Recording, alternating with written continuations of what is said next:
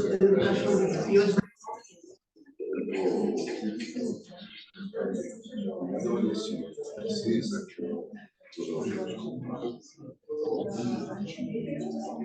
posso cancelar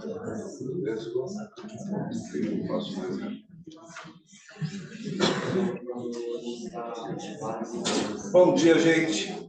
Bom dia. Vamos ver. Vamos.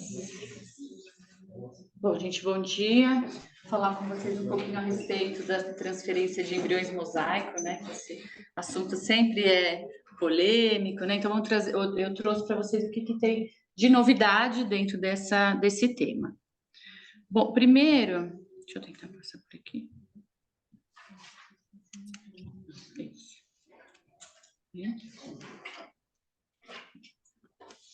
Não tá.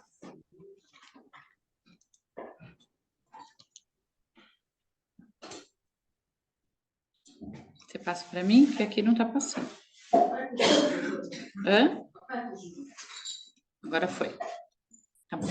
Então, primeiro vale a pena a gente lembrar alguns conceitos, né? Então, o mosaico aparece a partir do PGTA. O que é o PGTA, né? É a testagem genética pré-implantacional. Então, quando a gente faz uma análise genética dos embriões, antes da transferência desse embrião para o útero feminino. Essa testagem, ela pode ser de várias situações diferentes, né? Ela pode ter várias abordagens, mas a principal que a gente utiliza é o PGTA, que vai ver a quantidade de cromossomos. Então, ela vai ver A de aneuploidias, né? Então, ela vai ver se nestes embriões existe uma quantidade de cromossomos a mais ou a menos. Essa técnica, ela era baseada na metodologia do CGH-Array por muito tempo, acho que mais de 10 anos, e atualmente, já tem também algum tempo, ela foi substituída pelo sequenciamento de nova geração, ou NGS. Tanto o CGH-Array quanto o NGS analisavam 24 cromossomos, ou analisam 24 cromossomos. E a indicação para o PGTA é, normalmente, idade materna avançada, alterações cromossômicas no cariótipo do casal, por exemplo, síndrome de Turner, síndrome de Klinefelter, duplo Y, casais que passam por abortos de repetição e perdas gestacionais recorrentes. E essa técnica, ela foi desenhada para ver alterações envolvendo um cromossomo inteiro ou um pedaço grande do cromossomo, né? Então, um braço inteiro do cromossomo, vocês lembram que o cromossomo é formado por um braço curto e um braço longo, e às vezes, se você perder um pedaço destes, é um pedaço bastante grande, né? Maior do que 5 megabases, isso pode ser observado pela técnica de PGTA. Então, lembrando que o foco da técnica é você ver alterações grandes, envolvendo um cromossomo inteiro, uma parte bastante grande deste cromossomo. E ela tem que ser baseada na biópsia de um embrião. Então, o embrião tem que ser fertilizado no laboratório, tem que evoluir a blastocisto, tem que realizar uma biópsia para que a gente possa fazer essa análise. O objetivo do PGTA é você poder selecionar os embriões que não carregam essas alterações de cromossomos, e com isso você melhora o resultado por transferência, né? Então você vai transferir um embrião que você sabe que não tem essas alterações. É comum ter esse tipo de alteração? Sim. Então as mulheres até 35 anos, mesmo doadoras, né, que não tem nenhum problema de fertilidade, a gente sabe que 50% delas vão ter embriões aneuploides. E conforme aumenta a idade da mulher, esse número aumenta mais. Então, a aneuploidia é comum na espécie humana? Sim, é comum. E ela é compatível com a vida? Na maior parte das vezes, não. Então, é uma das principais causas de falha de implantação ou de abortos no início da gestação. Tá? Então, se você seleciona um embrião que não tem esse tipo de aneuploidia, você melhora o seu resultado de transferência. Você vai transferir um embrião que não tem aquela alteração, ele tem maior chance de se fixar e desenvolver. Claro que, então, o contrário é positivo também. A gente sabe que a transferência de um embrião aneuploide, você vai ter uma diminuição da chance daquela gestação se manter, né? E menor chance de nascidos vivos, maior chance de abortamento. E o que é o mosaico? Mosaico, na definição, é a presença de 2 ou mais linhagens cromossômicas provenientes de um mesmo zigoto presentes no mesmo indivíduo. Agora traduz, né? O que é isso? Então, é quando a gente faz um cariótipo, faz uma análise cromossômica e a gente vê 2 tipos de células diferentes. Por exemplo, A gente está acostumado aqui a ver pacientes que têm cariótipo 46XX na maior parte das células e cariótipo 45X em outra parte. Então, por exemplo, vem ali 35 células 46XX, 5 células 45X. Então, esse é um mosaico. Então, é o mesmo indivíduo constituído por duas linhagens diferentes. Podem ser mais? Pode. Ela podia ter uma linhagem 47XXX? Às vezes a gente encontra também. Então, pelo menos duas linhagens cromossomicamente diferentes presentes no mesmo indivíduo, derivadas do mesmo zigoto. Por que do mesmo zigoto? Porque pode, vocês já sabem, é difícil, mas pode acontecer de você ter fusão de dois embriões. E aí eu tenho duas linhagens diferentes, por exemplo, uma 46XX e uma 46XY, vindas de zigotos diferentes que se fundiram. Claro que isso é raríssimo, né? Esse mosaico, ele é um erro, né? É um erro na divisão celular. Então, esse embrião está se dividindo, em algum momento acontece um erro na divisão dos cromossomos, durante a divisão desse embrião, e aí você tem essa linhagem, vamos dizer, essa aqui é a linhagem normal, e essa linhagem aqui que perdeu, por exemplo, um cromossomo. E aí, quando você analisa o indivíduo, aqui a gente está pensando no indivíduo adulto, você vai ter, nos diversos tecidos diferentes, as linhagens diferentes. Vamos explicar um pouquinho mais isso. Como que isso pode acontecer? Bem rapidinho, deixa eu tirar essas animações. A gente tem erros na divisão celular. Então, vamos lá, primeira aula de genética, né? Mitose, meiose, separação dos cromossomos homólogos, separação das cromátides irmãs. Então, a gente tem que, primeiro, a gente tem a replicação, a cópia das cromátides dos cromossomos. Depois, essas cromátides, elas têm que se dividir para células filhas, isso na mitose. E aí você vai formar duas filhas, vamos mostrar aqui no normal, com o conteúdo genético igual ao da célula original. Então, você tem a célula original, essa cromátide se duplica, essas cromátides depois se dividem e vão para células filhas diferentes, tá bom? Isso é a mitose. E aí a gente pode ter, então, que neste caso, uma das cromátides não se dividiu, e aí foram duas para um lado, nenhuma para o outro. Então, essa célula aqui vai ter essas cromátides se separam depois no final aqui, então ela tem uma cromátide a mais, um cromossomo a mais, essa daqui um cromossomo a menos, neste caso aqui perde-se uma das cromátides aqui na divisão, então vendo, ó, aqui vieram 4, aqui vieram 3 e ficou uma perdida, esse é o principal mecanismo, né, perda anafásica, e ainda pode ter um terceiro mecanismo que a gente chama de endorreduplicação. Então, houve a divisão certinha, mas uma das cromátides se dividiu novamente, tá? Então, eu tenho uma cópia a mais vinda de uma nova divisão de uma cromátide que não deveria ter acontecido, tá? O mecanismo mais comum é este daqui, perda anafásica, e depois não disjunção. Esse mosaico, ele pode acontecer, ou seja, esse erro na divisão celular, ele pode acontecer em qualquer momento após a fertilização, né? Então, a gente considera o mosaico um erro mitótico. Então, houve a fertilização, pode ser uma fertilização normal ou aneuploide. Então, pode ser aqui que tinha 23 cromossomos aqui, 23 aqui, formou um zigoto com 46. Essas células vão se dividindo, deveria formar 2 células com 46, 4 células com 46 cromossomos, só que em algum momento da divisão houve um erro aqui. Então, eu gerei uma célula com 45, uma perda anafásica aqui, e outras células com 46. Essa célula com 45 continua se dividindo, e ela vai formar um grupinho de células, né? E as células com 46 também continuam se dividindo. Dependendo do momento, se mais inicial ou mais tardio, eu posso ter uma distribuição diferente dessas células aqui com esse erro cromossômico no meu embrião. Se for mais tardio, ela pode ficar confinada a um determinado tecido. Se for no início da divisão celular, ela vai se espalhar mais, tá bom? Quanto que isso acontece? Bom, nos nascidos vivos, a gente percebe 0,2% de mosaicismo. Então, quando a gente faz o teste genético de adultos, por exemplo, a gente vai ver que somente 0,2% apresentam um mosaico cromossômico verdadeiro. Nos blastocistos, de 10% a 30% vão apresentar esse mosaico. Nos embriões em estágio de clivagem, né, de D3, de 15% a 70%. Aqueles que ficam confinados à placenta Então, você só vê a alteração na placenta, mas o embrião não tem 1 a 2%, e nos produtos de abortamento, de mais ou menos 1,3%. Dá para te ter isso. Para a gente fazer a detecção desse mosaicismo, depende de várias coisas.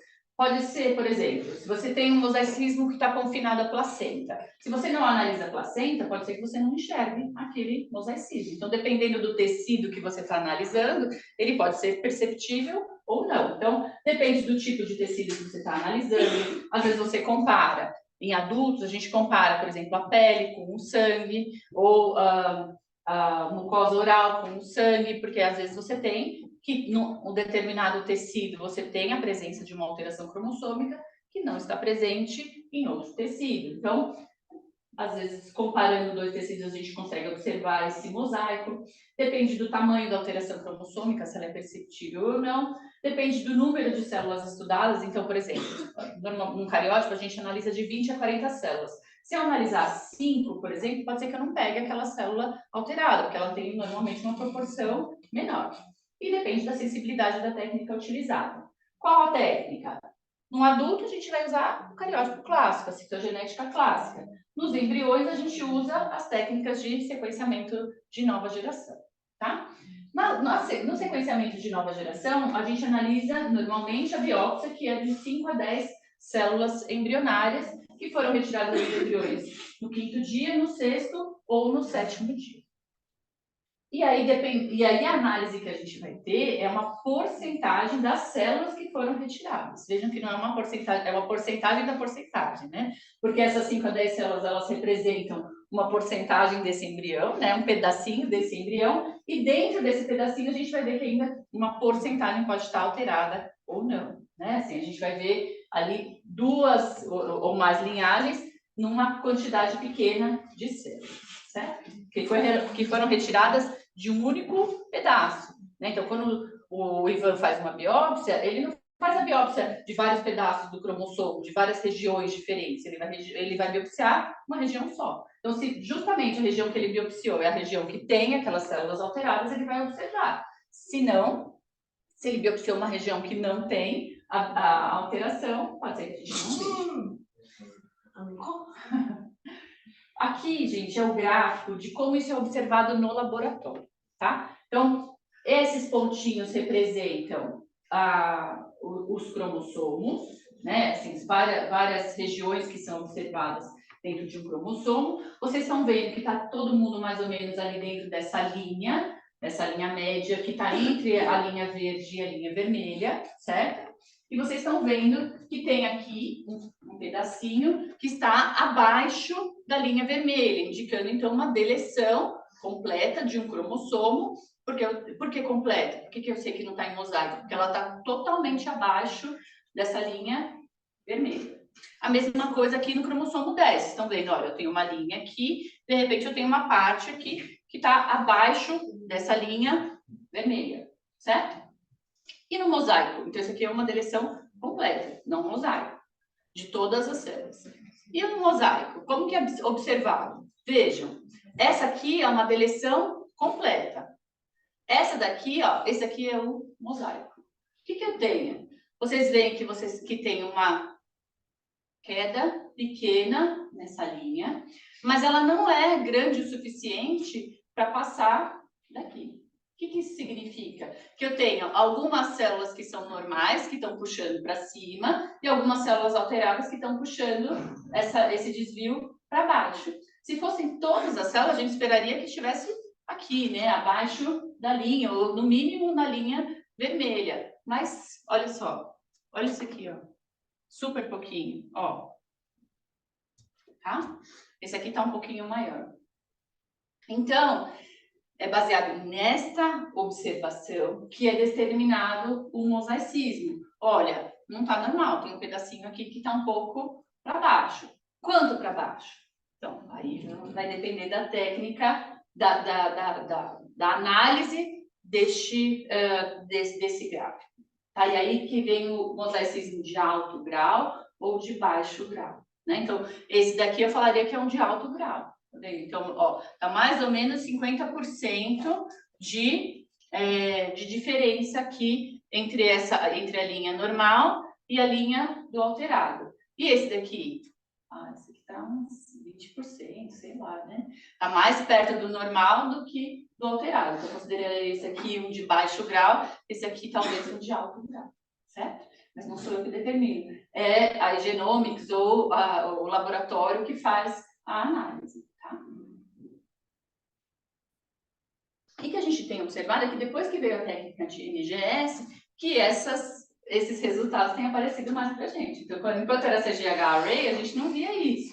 Agora, com a técnica de NGS, apesar de não ser todos os embriões, a gente tem uma pequena porcentagem de embriões que vêm com esse resultado em mosaico, mas isso começou a aparecer, né? Então, começou a se tornar um pouco mais comum. Isso veio com a técnica de NGS. E o quanto que isso tem aparecido, né? Qual é a frequência? A incidência dessas alterações, ela varia muito de clínica para clínica, de plataforma para plataforma, ou seja, dependendo do laboratório que a gente usa para análise, a gente pode ter uma maior frequência ou uma menor frequência de mosaicos observados. Justamente o que eu falei para vocês, que isso, aquele mosaico, a determinação se aquilo é um mosaico ou se é normal, depende da análise, né? A clínica vai determinar se aquilo é normal ou se aquilo a gente chama de ruído, né? Se é um desvio da normalidade. Em média, de 5 a 15% dos embriões apresentam esse mosaicismo, mas tem clínicas que reportam 2% e tem clínicas que reportam 40%. Essa diferença, ela pode estar relacionada com várias coisas. Então, os artigos falam que essa diferença pode ser por causa, por exemplo, da idade das mulheres que você trata. Então, em mulheres mais velhas, você teria uma maior frequência de mosaicismo. Então, uma clínica que trabalha com mulheres com mais de 40, normalmente vai ter mais mosaicismo. Clínicas que trabalham só com mulheres abaixo de 40 anos teriam menor mosaicismo. Isso ainda não é muito claro na literatura, existe contestação. Uma coisa bastante importante é o laboratório. Eles vão falar, olha, também pode ser um laboratório não experiente. Se você está vendo muito mosaicismo, pode ser um problema técnico do laboratório. Então, a biópsia não está sendo muito bem realizada, ou a fertilização, você está sobrando, ao invés de você fazer ICSI, está fazendo FIV, aí você tem resto de, né, os espermatozoides ali em volta do óvulo, que vão influenciar com um cariótipo diferente, né? Então, se você tem espermatozoides que não foram utilizados na fertilização, mas eles estão ali em volta, na hora que você biopsia, eles vêm junto, e o conjunto cromossômico deles vai influenciar. Então, se você não tem uma boa prática de laboratório, no sentido de você tentar minimizar, ou vamos pensar numa hipótese super difícil, mas você tem uma contaminação daquele embrião com o DNA do embriologista. O embriologista que está manipulando, não manipula com luva, você tem ali a presença do DNA do embriologista naquela biópsia. Para o embrião não vai acontecer nada, né? Aquele DNA externo não vai acontecer nada, mas quando vai para a análise vai dizer, ó, tem 2 DNAs diferentes aqui. Né? Então, ele não está sabendo se aquilo faz parte realmente do embrião ou se não faz parte. Então, essa é uma técnica, é um desvio, né, que pode acontecer e pode interferir nos resultados, tá bom? Então, uma teórica contaminação deste material por um DNA externo, ainda que seja, por exemplo, o preparo do meio de cultivo veio com, você teve ali uma manipulação sem luva, você tem presença de DNA do embriologista, né? Você vai ver um DNA diferente, né? Tá? Então, por isso que todo cuidado é necessário e, obviamente, que é tomado. Mas eles dizem, olha, de repente, esse muito mosaico que você está vendo não é uma coisa real. O embrião, de fato, não é mosaico. Tá? Você tem uma contaminação ali no seu laboratório, ou você tem rompimento da célula quando faz a biópsia. Então, tem várias coisas que podem ser colocadas. E aí, ele fala, olha, se tem muito mosaico, precisa rever o que está acontecendo. Então, cada clínica tem que prestar atenção nas suas práticas, né, nas práticas laboratoriais, na clínica, será que realmente são só mulheres mais velhas que estão fazendo? Então, tentar ver o que está acontecendo. Então, quando começa a aparecer muito mosaico, a gente tem que se preocupar que talvez aquilo não seja realmente verdadeiro. Os graus que eu estava falando para vocês, né? Então, a gente considera, né, a literatura considera um mosaico um embrião que tem mais de 20% e menos de 80% de DNA alterado. Então, se tiver mais que 80%, ele é totalmente aneuploide. Se ele tiver menos que 20%, eles consideram que é um ruído, que não é verdadeiro. Mas se você tem entre 20% e 80%, aí você já vai considerar mosaico. O mosaico, daí ele vai ser dividido em alto grau ou baixo grau, dependendo da quantidade, né, da posição ali no gráfico que eu mostrei para vocês. Até 50% considera-se baixo grau, e de 50% a 70%, esse é o laboratório que a gente mais usa, ele vai considerar de alto grau. Tá bom?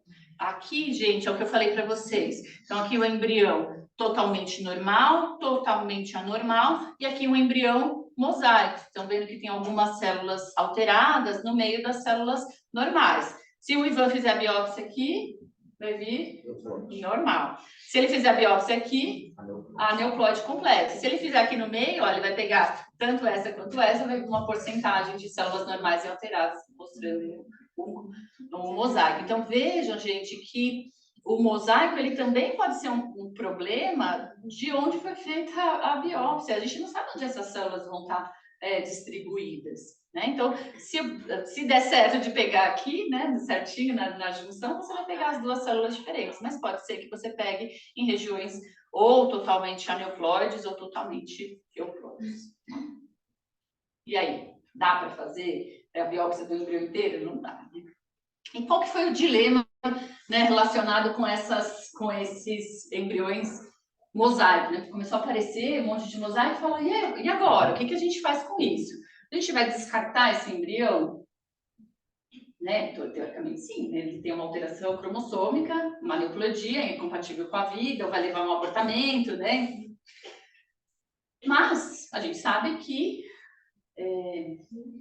não é fácil, né? Assim, quanto custa a gente conseguir um embrião que chega a blastocisto, né? Então, vocês que sabem, né? Vocês estão lá com as pacientes, quanto é custoso financeiramente para ela fazer um ciclo, aí chegar lá no ciclo, quantos embriões chegam no final, e a gente faz uma análise, né? E aí chega lá e tem um embrião mosaico. O que eu faço? Né? Então, vou descartar? Não sei, deveria, talvez. Mas, e se eu transferir e nascer uma criança com alteração? Um risco de abortamento espontâneo. Então, esse que é o dilema, né? O paciente tem poucos embriões, só tenho esse, transfiro, mas se eu transferir e ela tiver algum problema, né? Então, e de onde veio essa polêmica? E aí teve um pesquisador que falou, vou transferir, não tem mais nada, né? Esse Greco. Então, Greco e colaboradores pegaram justamente pacientes que não tinham outra alternativa, não podiam fazer outro ciclo, só tinham embriões considerados mosaico, fez um termo de consentimento, conversou com ela, falou, vamos tentar transferir? Vamos. E o que aconteceu? Uma pequena parte dos embriões nasceu. Tá? E aí, pronto, foi uma polêmica, né? Porque no começo, embriões mosaico, aneuploides, né? Não vamos transferir. A partir da transferência, a partir dessa publicação aqui, veio, então, essa discussão. E aí, então, realmente, puxa, então vamos transferir? Então, a gente não considera, mas então é a técnica que está errada? O que está errado? Como que nasce se era alterado? Né? Bom, desde essa publicação, outras clínicas começaram a transferir embriões aneuploides. E até hoje, já tem mais de 2.500 nascidos vivos saudáveis que foram avaliados depois da transferência de embrião mosaico, tá? Vários grupos começaram a estudar, publicar e tentar entender um pouquinho melhor esse mosaico e aí os resultados eu vou colocar aqui um pouquinho para vocês. Então, um dos estudos mais recentes é esse do Capaldo, né, do grupo da Genomics, que observou que os embriões com baixo grau de mosaicismo, esses não tinham resultados diferentes de implantação, de manutenção da gestação e de abortos do que aqueles que transferiam embriões euploides. Então, ele fala, olha, esse mosaico de baixo grau talvez realmente seja um ruído, né? Assim, esses embriões, eles são iguais aos embriões euploides. Esse daqui dá para transferir. Então, essa foi a proposta que ele fez da análise de um conjunto de embriões que foram transferidos após o diagnóstico. Outras pesquisas que foram publicadas, né, então tem várias aqui que eu coloquei para vocês, elas sugeriram que tem um aumento que a transferência de embriões mosaico, ela está associada com aumento de taxa de falha de implantação e de aborto espontâneo. Então, assim, né, para estes outros pesquisadores que não dividiram em alto e baixo grau, eles colocaram, olha, transferir um embrião mosaico, ok, alguns vão resultar em gestação, mas esteja preparado para aumento de taxa de falha de implantação. Muitos deles realmente não vão implantar ou vão abortar, são realmente verdadeiros aneuploides, tá? Então, você pode transferir embrião mosaico? Pode. Com ressalvas que a gente vai falar. Mas não espere um resultado igual a de um euploide, como é colocado aqui pelo Capalbo. Mas lembrando que o Capalbo falou disso só para os embriões de baixo grau. Tudo bem? Então, no geral, os artigos em geral colocam que você tem uma diminuição das taxas de nascidos vivos, um aumento da taxa de abortos espontâneos quando você transfere um embrião mosaico. Mas a maior parte dos nascidos vivos não tem alteração assim, não tem alteração fenotípica. Então, dos 2.500 embriões, só um nasceu com alteração fenotípica, que era uma malformação cardíaca, tá? Então, dos embriões transferidos aqui, nasceram alguns e um veio alterar. Um nasceu de fato com alteração. O que mais aqui?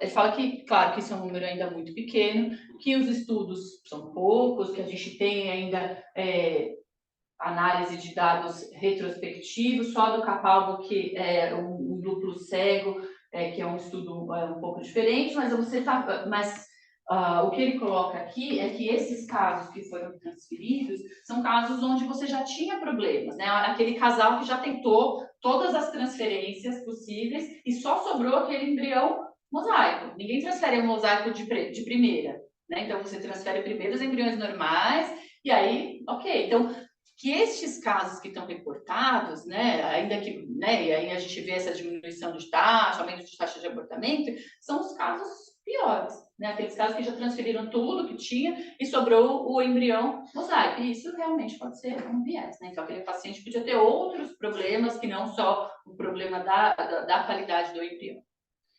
Aqui, então, esse é um estudo que saiu aqui em 2021, do Nathan Treff, e aí ele fez um resumo de todos os artigos que foram publicados em relação à transferência de embriões mosaico. Aqui ele coloca qual foi a plataforma que foi utilizada, quantos embriões mosaico foram transferidos, qual foi a taxa de sucesso. Então aqui, ó, tá vendo? 2.759 embriões mosaico, então não são 2.500 nascidos, são 2.759 transferidos. A taxa de sucesso dessa transferência e quantos realmente, qual a taxa de confirmação do mosaicismo depois. Então, aqui só um caso, né, que permaneceu como mosaico.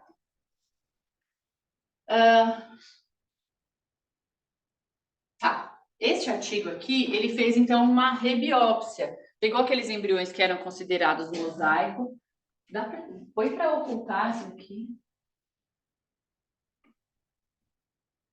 Ocultar. Não.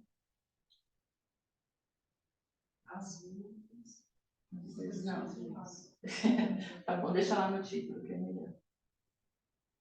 Às vezes aparece, né? Ocultar. Tá bom.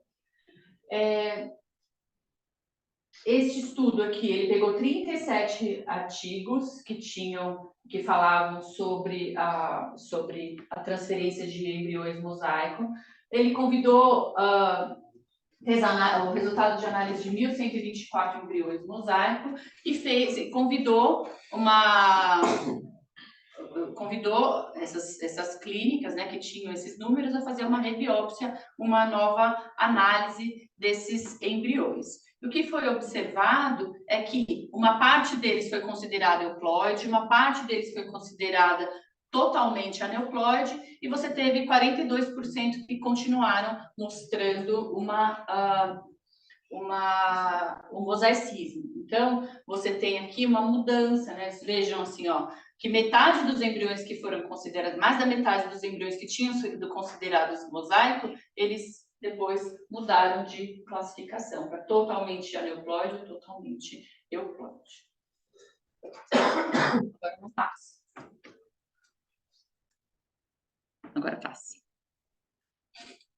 Pronto.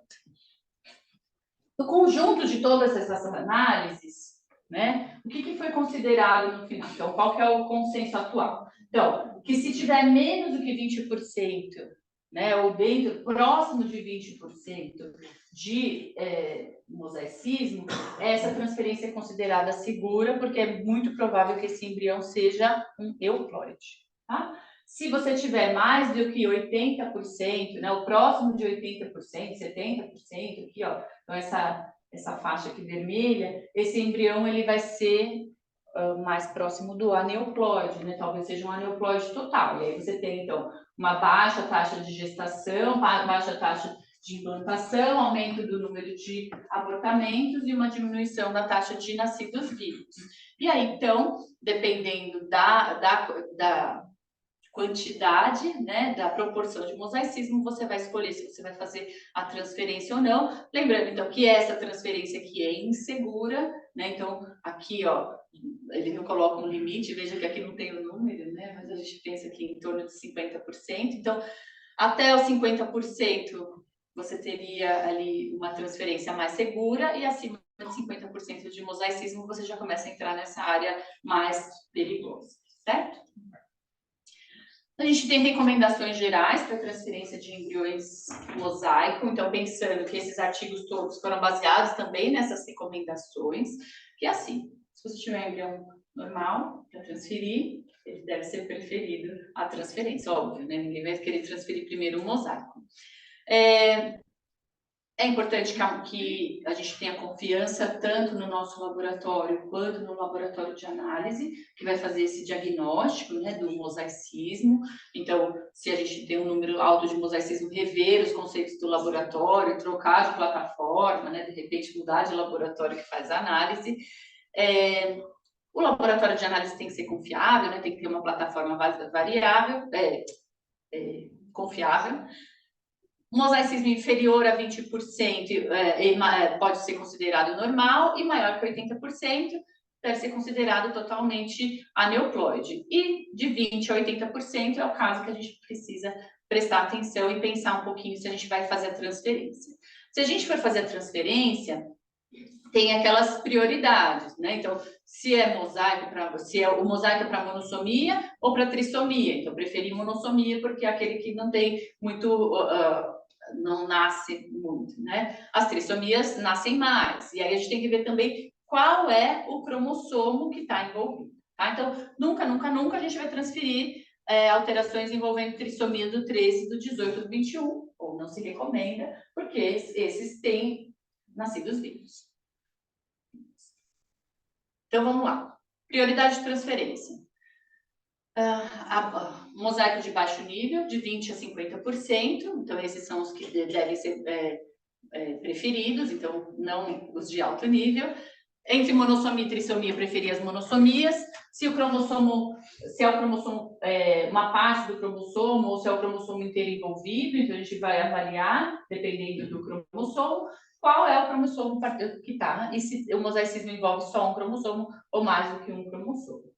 Lembrando que essa classificação ela não é baseada em evidência, ela é baseada no nosso conceito de aneuploidia e do nosso conhecimento em relação aos nascidos vivos de casos anteriores, mas não pensando que vamos fazer um estudo prospectivo, vamos considerar tudo isso aqui, vamos ver o que aconteceu. Tá? Quando vocês me perguntam, olha, tem um caso de mosaico, às vezes eu recebo lá no meu WhatsApp, né? Estou com um mosaico assim, assim, assado. Transfiro ou não transfiro, tá? E aí, eu posso buscar na literatura, eu posso buscar no PubMed, ou normalmente eu uso essa tabelinha aqui, essa vai ser a que eu vou olhar primeiro, tá? Então, tem alguns cromossomos que são considerados de alto risco, onde a gente não recomenda transferência. Então, quando envolve o cromossomo 16, a monossomia para o cromossomo X, 13, 18, 21, 14 e Klinefelter, né, o XXY. Esses aqui a gente já sabe que vão causar problemas. Esses aqui são aqueles que normalmente são seguros, porque é muito difícil que nasça. Que nasça um embrião, que isso considerando uma aneuploidia completa. Se você tiver uma aneuploidia completa do cromossomo 1, do 3, do 10, do 12, do 19, do 4 e do 5, pouco provável que nasça, se for verdade, né? Se essa aneuploidia for verdadeira. Então, esses aqui pode transferir. E o 47XY não nasce? Nasce, mas tem tão pouca alteração associada que tudo bem, pode transferir. E esses aqui? Esses aqui, aqueles que a gente vai pensar direitinho, discutir, olhar a literatura, né? Então, esses aqui tem que conversar com o paciente, porque esses aqui eventualmente pode nascer, tá? Então, envolvendo cromossomo 6, cromossomo 8, cromossomo 9. E aí, a gente, então, esses aqui pode, aqueles lá não, e esses aqui vamos pensar. Pensar e conversar com a paciente, né? Dividir a responsabilidade com a paciente também na questão dessa escolha. Porque a paciente, ela às vezes fica ali, né, sem saber o que fazer. Então a gente tem que conversar com ela. Ou ela quer muito, não, eu quero transferir de qualquer jeito esse embrião lá, tá bom, mas olha, os riscos são esse, esse e esse. Ou ela fala, não, não quero correr esse risco de jeito nenhum. E aí vale a conversa. Mas a gente chega lá. Só para entender um pouquinho, por que esse embrião mosaico pode resultar no nascimento de uma criança saudável, como é o que tem sido observado? Existem várias teorias de como isso pode acontecer. A primeira, né, que a gente já considerou aqui, talvez um erro metodológico, né, de análise, ok? Mas pensando que é um mosaico verdadeiro, que ele realmente está lá. O que pode acontecer para esse embrião nascer? Então, ele pode se corrigir. Então, aquelas células... Como assim corrigir? As células alteradas, elas entram em apoptose, em morte celular, e continuam se dividindo apenas as células normais. Então, aquele embrião que no começo tinha aquelas células alteradas deixam de se dividir, morrem, e aí ele continua o seu desenvolvimento com um desenvolvimento normal, tá? Então, essa é uma possibilidade, que é o reparo das células. Outra situação é isso, assim, de você não ter da biópsia não ser representativa do embrião inteiro. Então, você pegou ali a biópsia no lugar errado, você está vendo uma proporção diferente de células, e de repente, ou um problema na técnica de análise, né? Então, o ruído técnico é uma possibilidade. Em terceiro lugar, você pode não estar, pode ser um mosaicismo que está só no trofectoderma, mas não está lá na inner cell mass, e aí você está vendo, então, uma coisa que não vai fazer parte do seu embrião. Então, apesar daquelas células de fato existirem, elas estão só no trofo, não estão na massa interna celular, que é a que vai dar origem ao embrião. Então, o embrião nasce sem nenhuma alteração, embora a alteração seja verdadeira e esteja presente no trofo. O que as pacientes pensam a respeito dessa transferência, né? Que é isso que eu estava falando com vocês. Tem um estudo pequeno, né, com 20 participantes, né? Então, onde perguntava a elas o que levava elas a pensar em transferir esse embrião mosaico. E aí, elas têm que foi perguntado, então, quais são as considerações e ponderações para tomar a decisão, qual a necessidade de tomada de decisão e o papel do profissional de saúde neste processo. Muitas vezes a paciente não compreende o risco envolvido, ou ela não entende o que é mosaicismo. É difícil para a gente entender o que é mosaicismo, então eu imagino para a paciente também entender. E aí que é importante que a gente explique para a paciente, né? E eles colocam assim, poxa, tem que fazer aconselhamento genético falando sobre o risco de mosaicismo antes da paciente cogitar fazer o PGTA. Gente, é super complicado. A gente parece quando a gente vai fazer a consulta de aconselhamento genético, a gente só dá notícia ruim para o paciente, né? Ó, pode acontecer isso, vai acontecer isso. Ele fala, doutora, você não quer que nasça o meu embrião, né? Você não quer que eu faça a fertilização, você só dando notícia ruim? Então, é difícil, né? Você só colocar tudo que pode dar errado. Mas a paciente realmente não tem essa expectativa. Muitas vezes, vocês sabem, elas vêm, e é bom que elas venham isso, considerando que vai dar tudo certo, o embrião vai ser lindo, vai ser saudável, vai ser tudo de bom. Então, nessa entrevista, o que as pacientes consideraram como a favor da transferência, né? Falta de opção. Poxa, você não tem nenhum outro embrião para transferir, é a minha última chance, é a única chance, eu vou querer transferir esse embrião mosaico. Então, essa é uma situação. Outra situação é, bom, tem publicações que colocam, que relatam os nascidos vivos, né? Então, apesar de uma menor frequência, você tem nascidos vivos a partir de transferência de embrião mosaico. Então, essa é uma situação. E entender que, de repente, aquilo é um risco, é uma limitação técnica, é um problema da técnica, né? E aí entender que, tudo bem. Ela compreender a consequência da transferência, pode ser que nasça, mas qual é o problema, o que pode acontecer. Às vezes a idade ela não tem outra condição, né, de fazer novas análises, por causa da quantidade de óvulos disponível. Pacientes que não querem fazer descarte de embriões por questões religiosas, por exemplo, e confiança na tecnologia e na ciência de que tudo vai dar certo, né? Que aquele resultado pode ser corrigido. O que a paciente coloca como não quero transferir, né? O que elas pensam assim que seria contra a transferência? Aquelas que então têm medo, né? Então, ao risco de problemas biológicos, né? O que a criança nasça com uma alteração é uma situação que ela vai considerar, então não quero. Tenho embriões euploides para transferir, vou preferir transferir os embriões euploides. Não tenho muita certeza do resultado dessa técnica, não confio muito. O investimento emocional na transferência de um embrião que pode não resultar em gestação, então ela considera melhor não transferir do que transferir e ficar pensando que eu posso engravidar e depois não engravidar. As pacientes mais jovens decidiram fazer um novo ciclo. A gente não tem muita certeza na literatura, então tem artigos que dizem que tem uma baixa taxa de nascidos vivos, outros que têm taxas melhores, você tem porcentagens de mosaicismo diferentes, e a influência dos profissionais de saúde, né? Então, se o profissional disser, não, é melhor não transferir, né, esse embrião tem muito risco, não sei o quê, elas vão considerar bastante aqui, tá bom? Bom, no final, a ideia de você fazer o PGTA, de fato, a gente oferecer uma melhor ferramenta de seleção do embrião para nosso paciente, né? O objetivo final da técnica é esse. No caso da presença de uma alteração cromossômica, a gente sempre considera aqui o aconselhamento genético para os pacientes. Então, manda conversar comigo, manda conversar com a Bia. A gente tenta ajudar a paciente a decidir, mas vocês entendem, vocês sabem, os pacientes vão perguntar para vocês o que eu faço, né? Então, é muito direcionado também a equipe clínica a essa decisão. E aí a gente tem que considerar que a paciente tem fatores econômicos e fatores emocionais que estão relacionados ali. Então, tem paciente que não tem condições econômicas de fazer outro ciclo, ou às vezes não tem nem condição emocional de fazer outro ciclo. Então, a gente tem que pensar nisso também, quando a gente vai fazer o aconselhamento, né? Então, tinha uma paciente que ela já tinha 45 anos, já tinha feito todas as possibilidades dela e quis transferir um embrião totalmente aneuploide.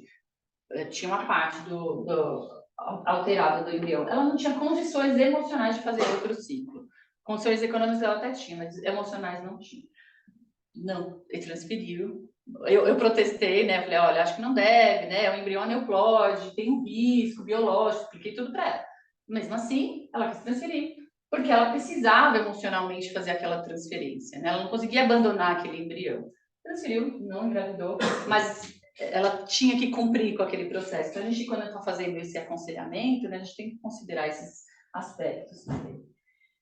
E, como reflexão, né, o diagnóstico de mosaicismo, ele pode ter um impacto ainda que tenha sido observado em menor frequência na saúde dos nascidos vivos, a gente viu que assim, as transferências dos aqueles que nasceram, são aqueles que tinham um melhor prognóstico, não transferiu todos os embriões mosaico, né? Senão também não tinha sentido você fazer a técnica de PGTA. Mas a gente tem que pensar e considerar bastante a transferência desses embriões em mosaico, principalmente aqueles que têm entre 50% e 70%, né? Assim, quando você tem um mosaicismo médio ali, tá bom? Então, é isso que a gente tem sobre os mosaicos cromossômicos.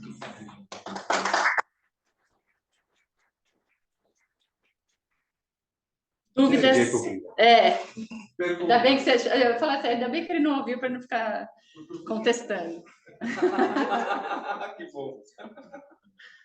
Diga. Trabalho de 2.500 embriões de mosaico, depois os bebês não eram mosaico? Não é que não é... Deixa eu voltar aqui. Não, era um mosaico, sim. Tem o outro da rebiópsia que não era um mosaico. 1120, aí mudou. Daí você tem que metade deles não eram mosaico, eram totalmente aneuploides ou totalmente euploides. Esse nos 2.700 e pouco, daí que foram transferidos, teve o nascimento de um embrião que nasceu realmente com um mosaico confirmado. E aí com malformações associadas. Será que esse da rebiópsia, ele deu aneuploide ou euploide por causa da região que rebiopsiou? Pois é. Porque deve ser aneuploide mesmo, deve ser mosaico mesmo. Né? Pois é, porque deu mosaico primeiro e depois ele deu totalmente euploide, também da aneuploide. Se ele não fez não destrinchou o embrião inteiro, né? Assim, ele pode ter de novo, assim, corrido no erro. Parabéns pela aula aí, viu? Eu queria só citar 3 artigos que eu acho que é bem bacana aqui, que isso aí, que fiz uma revisão aqui no evento. Primeiro, nessa questão daquele artigo que já apareceu aqui no departamento, já apareceu em congresso, aquele da Fertility, que eles pagaram para fazer o PGTA, não contaram o resultado, depois transferiram os embriões, depois foram ver quais eram euploides ou não, né? Uhum, que é o do Capaldo. Exato, aí mostra lá, se era euploide, 80% de beta positivo, 70% de gravidez, 60% nascida, para pacientes com menos de 35 anos, que era tudo óvulo doado. Se fosse aneuploide, 40%, 25% e 0 nascida. E aí tinha aquela discussão, né? Então não vale a pena transferir o aneuploide. Só que o suplemento 3 do artigo coloca lá a transferência de mosaico. E a chance de gravidez de nascido vivo foi 68%, foi maior do que do euploide. E aí tem um outro artigo também que eu acho bacana, que é escrito assim, né? Mosaicismo em castelo de areia, né? Tá lá, Cast of Sanders, se tiver interesse, vale a pena ler. E lá eles falam o seguinte, dessa questão da técnica que a gente não deveria fazer, e ele cita uma coisa que eu não sabia. Até sair as primeiras publicações de transferências de mosaico que resultaram em gravidezes euploide, que começou na Human Reproduction Fertility, lá no Congresso, nos meus trabalhos, chamava PGD. E aí, quando eles fizeram essa crítica, que talvez nós estivéssemos descartando embriões bons e transferindo, e não transferindo os embriões que deveriam ser transferidos, foi apenas o posicionamento da empresa, foi mudar no próprio site deles, sem nenhuma validação científica, sem nenhuma assinatura técnica, o nome para PGT e transformaram em PGTA, PGTM e PGT-SR. PGD e PGS, né, que era screening e... Transferido. E a última coisa, essa eu achei a mais interessante, sendo a Nature ano passado, que eles estão falando do mosaicismo, que a gente considera como uma alteração, um erro. Mas, na verdade, mais do que autocorreção, quando você tem a fase de invasão da menstruação, você tem o cecício trofoblasta invadindo, porque ele tem que se comunicar com as artérias espiraladas. Diferentemente, por exemplo, de bovinos, que é intersticial, não precisa ter essa comunicação vascular, a gente precisa. E o mosaicismo seria fundamental para que essa célula seja reparada e permitir a invasão. Então, na verdade, será um mecanismo de facilitador sucesso. De sucesso. Eu não tinha essa visão. Depois que eu fui ver, a Nature coloca muito bem todas as etapas disso. É o mesmo princípio, por exemplo, oncológico, da invasão que a gente tem, o mesmo princípio do hipertretismo placentário, quando a gente tem aquelas invasões. Você precisa ter um mecanismo para poder invadir esse vaso. Eu nunca tinha parado para pensar como que invade o vaso. Talvez o mosaico seja isso. O trofectoderma, que tem isso daí, na hora que for substituir essas células, ele permite a invasão vascular. E essa é o que apareceu na última publicação da Nature. E o que eles estão rediscutindo todo esse processo, querendo dizer, talvez a gente precisa reavaliar tudo que a gente está fazendo de mosaicismo, porque não seja esse vilão. E essa discussão, igual se mostrou muito bem, ela depende da área biopsiada, o resultado vai ser totalmente diferente. E não dá para a gente saber, né? Na hora que o embrião está lá, você vai escolher como, né? A região. Não sei essa parte do reparo da célula e disso ser o mecanismo de invasão, mas depois eu leio. Interessante isso aí, né? Da Nature. Seguramente isso tem envolvimento, porque quando você pega embriões não, crianças de baixo peso, e você faz o cariótipo da placenta, é extremamente frequente, eu não lembro o número, mas é tipo 60%, 70% de mosaico restrito à placenta, né? Então, mas aí Então, você tem isso uma tá baixa intimamente qualidade. ligado a... Mas isso fala o Mas aí contrário. você fala o contrário, é. Não, mas está intimamente ligado Há problemas de placentação. Então, mas aí problemas de placentação e não facilitação da invasão. Aí a questão da porcentagem de que Mas esse trabalho não da também exclusão. muito ainda. Né? É a primeira coisa que fala assim, mas ainda não tem, eles não colocaram nenhuma evidência substancial aí em relação a isso. Esse da Nature, não, o que eles estão mostrando, eles mostraram muito bem lá. Lógico que isso não é um trabalho, mas eu acho que talvez é um momento da gente fazer uma reflexão sobre como nós estamos orientando nossos pacientes, talvez ser menos enfáticos e mais duvidosos. Não sei, então, aí que tá, é bom ou não o mosaicismo. Então, para Nature, sim, né? Assim, então, tudo bem, pode transferir esse embrião mosaico. Então, ele vai ter uma boa implantação. E aí nasce uma criança com alteração de E aquele da fertility que você tem, mostra lá o suplemento 3, maior taxa, lógico que é pequeno, né? Eles nem publicaram no artigo original, mas é uma coisa curiosa, quando eu comecei a ver aquilo, eu fiquei muito reflexivo. Eu falei, eu descartava até então mosaico. Hoje eu olho o mosaico com um olhar um pouco diferente. Então, é uma coisa muito íntima, né? Então, mas o que os consensos têm mostrado, né? Então, até o consenso do PG diz, né, que é a sociedade de PGT, ele fala isso, assim, vamos olhar os mosaicos com, vamos dar um second look, né, assim, não descarta de cara, porque no começo era isso, assim, né, não, descarta, e até 2019 fala, vamos tomar bastante cuidado, agora não, ele fala, talvez a gente realmente esteja descartando embriões demais. Vamos repensar na transferência desses mosaicos com cautela, mas vamos repensar. Talvez não seja um embrião tão ruim assim.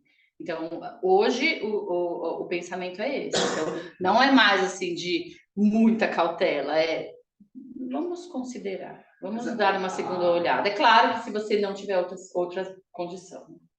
A grande verdade, né, Denise, que a gente acompanha isso desde o Fish, é que assim, a indústria ela deu um tiro no próprio pé, né? A indústria da tecnologia. Então, quando migrou para o NGS, que é o que nós fazemos hoje, é uma técnica super sensível, né? O NGS foi desenvolvido para análise de sangue periférico, não para 5 células do embrião, né? Então, quando você tem a quantidade de DNA robusta, o NGS ele tem uma valia gigantesca.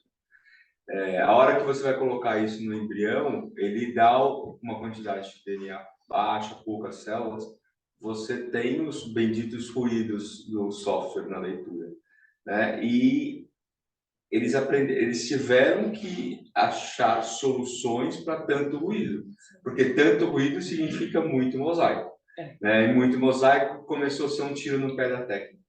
Então, resolveram ser mais condescendentes com esses barulhos, né? Com esses ruídos que eles chamam, com essas leituras equivocadas, interrogadas.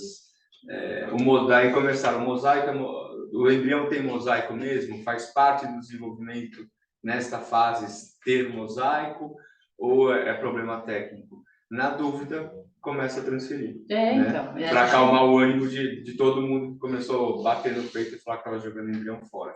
Então, a gente está numa curva de aprendizado, a verdade é essa. Olha, assim, para adulto, para sangue periférico, o NGS começou a liberar resultado de de aneuploidia, assim, né, de deleção e duplicação há pouquíssimo tempo, né, assim, então nem vinha, porque o NGS era utilizado só para sequenciamento.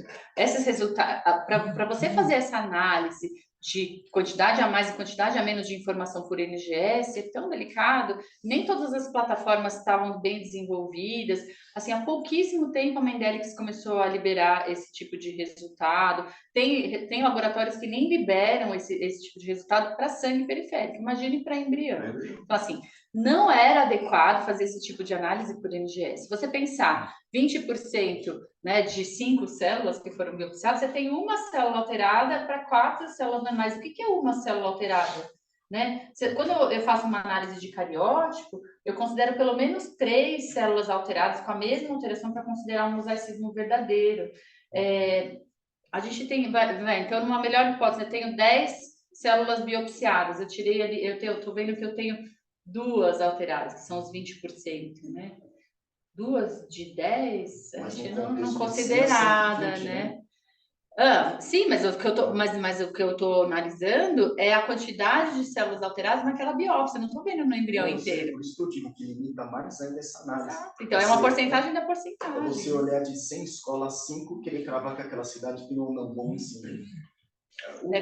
A grande questão é que esse é um problema insolúvel, né? Porque aquelas células, quer dizer, você não pode tirar uma amostra muito maior de células do embrião e, ao mesmo tempo, você tem que contar com a sorte de que você está biopsiando numa área certa, né?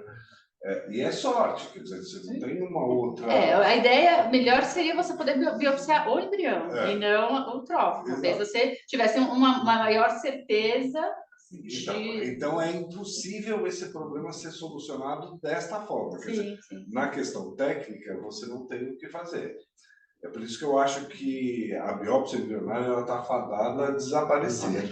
Mas por isso que veio a análise, por exemplo, do DNA DNA livre, né, na blastocele, né? Mas aí também vieram as discussões. Será que esse DNA livre são das células que morreram? As células apoptóticas? Aí você fala, mas eu não acho que o DNA livre é também a solução. Eu acho que a junção disso tudo é que vai juntar metabologia com embrioscopio e sem biópsia, exatamente. Provavelmente. Porque o problema da biópsia ele é insolúvel. Tem um grupo nos Estados Unidos fazendo análise do exoma do embrião, né? Está em fase avançada de teste. Mas também você vai ficar com a mesma questão. Você está analisando mais, mas a mesma célula que você não sabe de célula. Do embrião não, do trófilo, né? Está fazendo o exoma do trófilo. Porque o NGS permitiria fazer... Sim, é só uma análise mais completa, mas na realidade você continua com o mesmo problema que célula que você está analisando. Então, gente, a única coisa que mudou, eu acho, né? Só para... que você... Para pensar um pouco melhor nas transferências. Então, hoje eles estão pensando que talvez dê para transferir, sim, esses mosaicos, assim, pensar um pouco mais de carinho com ele, mas sempre lembrando daquela tabelinha que eu coloquei para vocês de risco, né? Então, vamos transferir com menos risco, né? Assim, transferir aquelas aneuploidias que não vão causar tanta alteração. E aí pensar, então, que 13, 18, 21... na realidade, é isso que tem que pensar, né? Primeiro, as monossomias. Isso. De baixo grau. Baixo grau, monossomia. Ver qual é o tipo não de envolver cromossomo. o 18, o 21, o 13, né? O que mais? E se é o cromossomo inteiro, se é um pedaço do cromossomo melhor do que o cromossomo inteiro. Se é tratamento, não tem outras opções. Isso e se não tem outra opção. Exatamente. Certo? Alguém quer fazer alguma pergunta, gente? Não? Alguém se convenceu a transferir embrião do mosaico? Ou alguém... Vou falar, não, deixa para lá. Melhor, vamos continuar. Você sabe quantos embriões mosaicos eu transferi até hoje? É isso que eu ia falar. Quantos embriões mosaicos a gente transferiu aqui, você sabe? Eu transferi no mês passado. Eu não transferi nenhuma.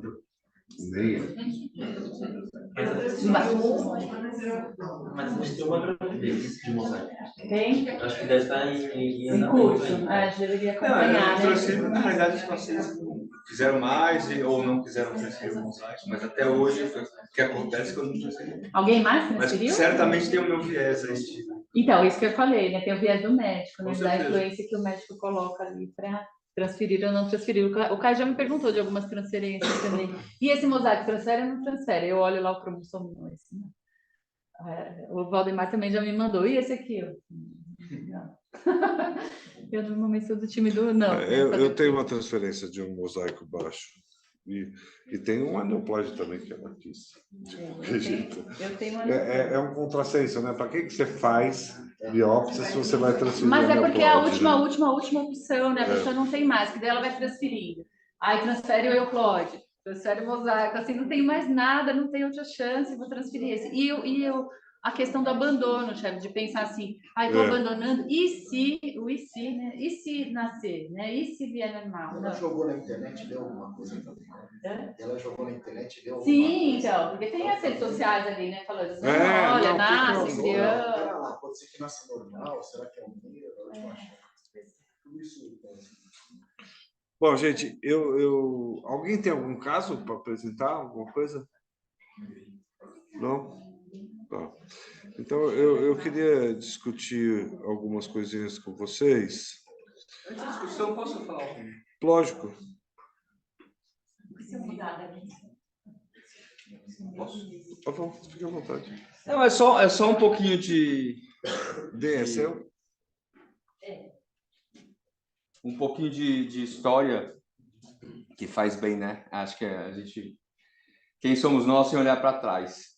E quando a gente fala para o casal tentar várias vezes uma fertilização in vitro, que a gente fica insistindo, é bom vocês saberem que a primeira fertilização in vitro levou mais de 200 tentativas. Né? Foram anos de tratamento em estimulação espontânea, natural, sem medicação, e captando óvulo por laparoscopia. Né? Então, quem começou isso tudo, que vocês obviamente conhecem, o Robert Edwards, ele era biólogo de formação.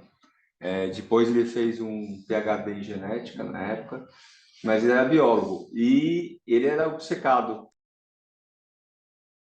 Humana, começou toda a formação dele foi na área animal e depois ele começou na parte humana. E obviamente ele precisava ter óvulo na mão, né? Para ter óvulo na mão ele precisava de um ginecologista. Naquela época estava começando a laparoscopia na Europa e ele foi atrás do Steptoe, Patrick Steptoe, que era um ginecologista que trouxe a laparoscopia para a Inglaterra. Né? Os estudos não começaram na Inglaterra, depois migrou para a Inglaterra.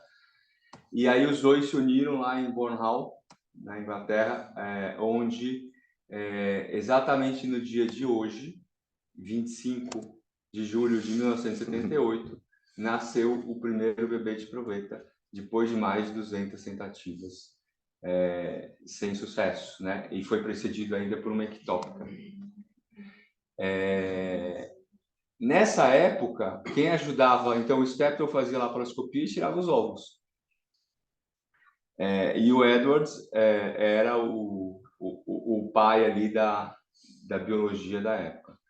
E quem trabalhava dentro do laboratório era uma biomédica que chamava Jean Purdy, que ficou um pouco na espreita da notoriedade, né? Porque quando nasceu o primeiro bebê de proveta, a notoriedade obviamente caiu muito em cima do Edwards e do Steptoe, mas foi ela que ficou lá no laboratório. Ela também tem o mérito dela, com certeza.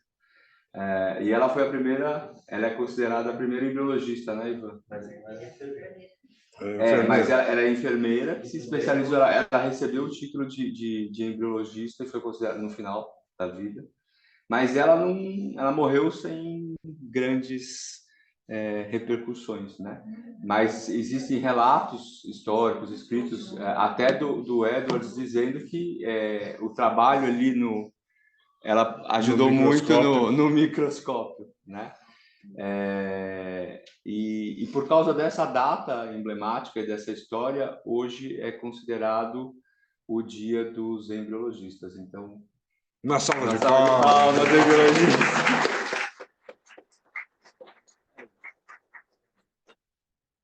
Bom, gente, depois da história, eu tenho algumas coisas que são importantes para a gente discutir aqui. Primeiro, a gente está com um problema de fornecimento do gonapeptil.